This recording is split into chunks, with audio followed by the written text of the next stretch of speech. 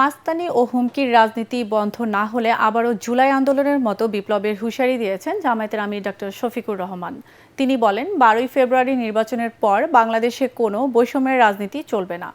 নির্বাচনী সফরের অংশ হিসেবে নওগাঁর এটিএম মাঠের জনসভায় প্রধান অতিথির বক্তৃতায় তিনি এসব কথা বলেন। জামায়াতের আমির বলেন, আগামীর বাংলাদেশে সংখ্যালঘু রাজনীতির কবর রচিত হবে।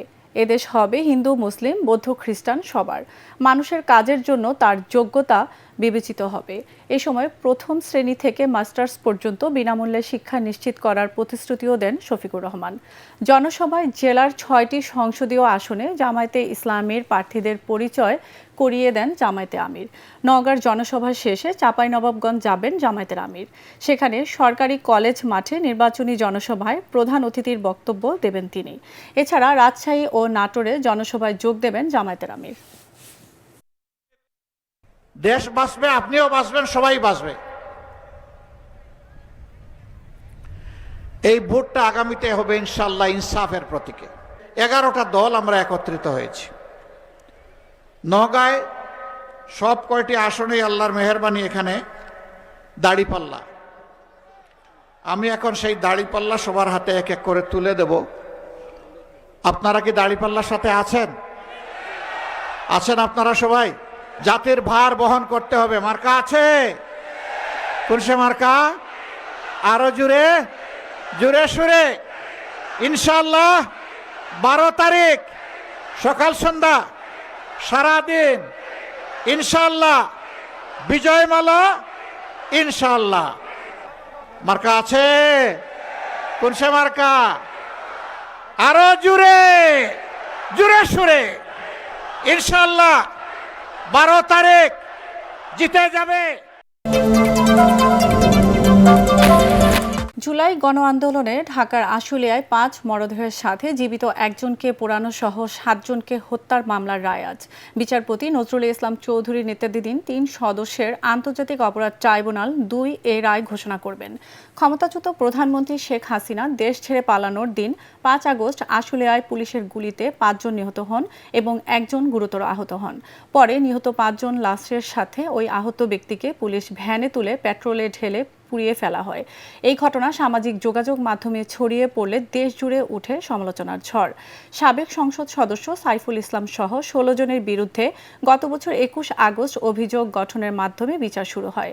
সাক্ষ্য গ্রহণ, যুক্তি তর্ক উপস্থাপন শেষে গত 20 জানুয়ারি মামলাটি রায়ের জন্য অপেক্ষমান রাখেন আন্তর্জাতিক অপরাধ ট্রাইব্যুনাল 1। আসামিদের মধ্যে এসআই শেখ আফজালুল হক রাজসাক্ষী হয়ে জবানবন্দি দেন। 16 আসামির মধ্যে 8 জন এখনও পলাতক। গত রোববার রায় ঘোষণার দিন ঠিক করে দেন আদেশ ট্রাইব্যুনাল।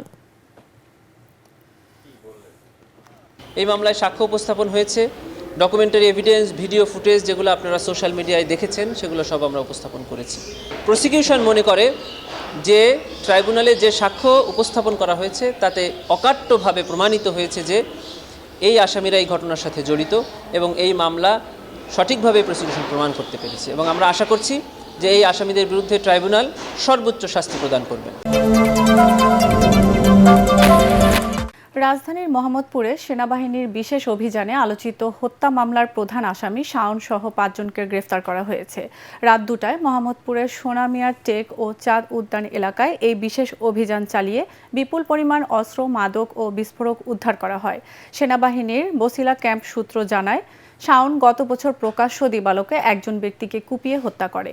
এই ঘটনার একটি ভিডিও সামাজিক যোগাযোগ মাধ্যমে ভাইরাল হলে ব্যাপক আলোচনার সৃষ্টি হয়। সিসিটিভি ফুটেজ বিশ্লেষণের মাধ্যমে তাকে শনাক্ত করা হলেও দীর্ঘদিন ধরেই সে পলাতক ছিল। রাত 2টার দিকে গোপন সংবাদের ভিত্তিতে সেনাবাহিনীর একটি অপারেশন দল দ্রুত ঘটনাস্থলে পৌঁছে শাওনকে গ্রেফতার করে। একই অভিযানে তার আরও 4 সহযোগীকে আটক করা হয়। গ্রেফতারকৃতদের পরবর্তী আইনগত প্রক্রিয়ার জন্য মোহাম্মদপুর থানায় হস্তান্তর করা হবে বলে জানিয়েছেন সেনাবাহিনী। লক্ষ্মীপুরে বিপুল পরিমাণ দেশি বিদেশি অস্ত্র সহ 2 জনকে গ্রেফতার করেছে যৌথ বাহিনী। বৃহস্পতিবার গভীর রাতে লক্ষ্মীপুর বেগমগঞ্জ সীমান্তবর্তী এলাকার আলাইপুর ইউনিয়ন থেকে তাদের গ্রেফতার করা হয়। গ্রেফতারকৃতরা হলেন চন্দ্রগঞ্জ থানার দেওয়াপাড়া গ্রামের ইমরান ও বেগমগঞ্জ উপজেলার সজীব। পুলিশ জানায়, গোপন সংবাদের ভিত্তিতে যৌথ বাহিনী অভিযান চালিয়ে তাদের গ্রেফতার করা হয়। এ সময় একটি বিদেশি পিস্তল, দেশীয় অস্ত্র সহ বুলেট উদ্ধার করা হয়। তাদের জিজ্ঞাসাবাদ করে জানা যায়, নির্বাচন বানচালের চেষ্টা ছিল তাদের। আটককৃতরা হত্যা ও অস্ত্র মামলার ওয়ারেন্টভুক্ত আসামি বলেও জানায় পুলিশ।